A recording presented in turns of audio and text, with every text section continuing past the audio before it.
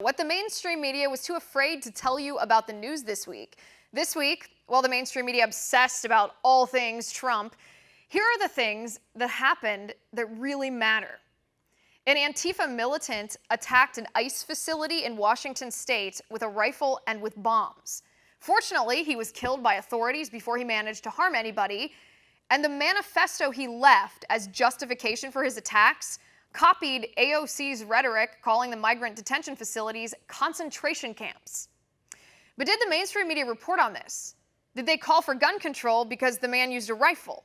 Or blame hate speech since the man quoted AOC's inflammatory rhetoric? Or demonize white men since the attacker was an old white man? No.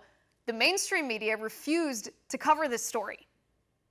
At another ICE facility this week in Colorado, anti-ICE protesters decimated the American flag and replaced the American flag with the Mexican flag, surrounding the ICE facility in an angry mob and in the process blocking actual migrants who needed to access the facility from being able to enter. But did the mainstream media condemn the mob? Did they even report this story? No, they ignored the whole thing.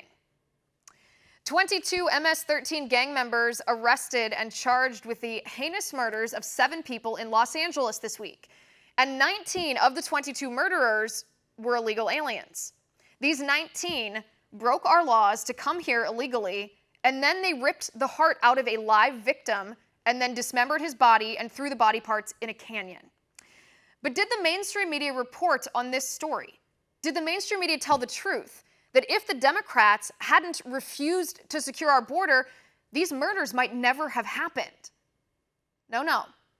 The mainstream media did not do this because that would destroy the left's narrative on the border, so the mainstream media would not dare to talk about the truth at all. A new gun ordinance in the city of San Diego could send law-abiding gun owners to jail.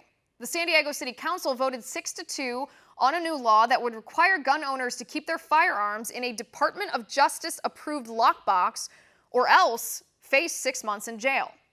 In other words, if I keep a legally owned Glock 19 in my nightstand by my bed for protection, and a creep tries to break into my house, and I call the police, and the police come to my house and see my gun on my nightstand, I could go to jail for 6 months. But did the mainstream media talk about how this law statistically endangers people, or how unconstitutional this ordinance is? Did the mainstream media even report that the San Diego City Council was trying to pass this ordinance? Nope. The mainstream media didn't say a single word. According to a new Axios poll of swing voters in our country, Congresswoman AOC was recognized by 74% of voters in the poll, but only 22% had a favorable view of her. And only 9% of swing voters approved of Congresswoman Ilhan Omar. In other words, Americans, and specifically swing voters, who are generally the deciding factor in elections, do not like AOC's socialism and Ilhan Omar's bigotry. But did the mainstream media report on this poll? Or report on the top Democrat in Congress who said anonymously that he's worried that AOC and Omar might cost Democrats the House of Representatives in 2020?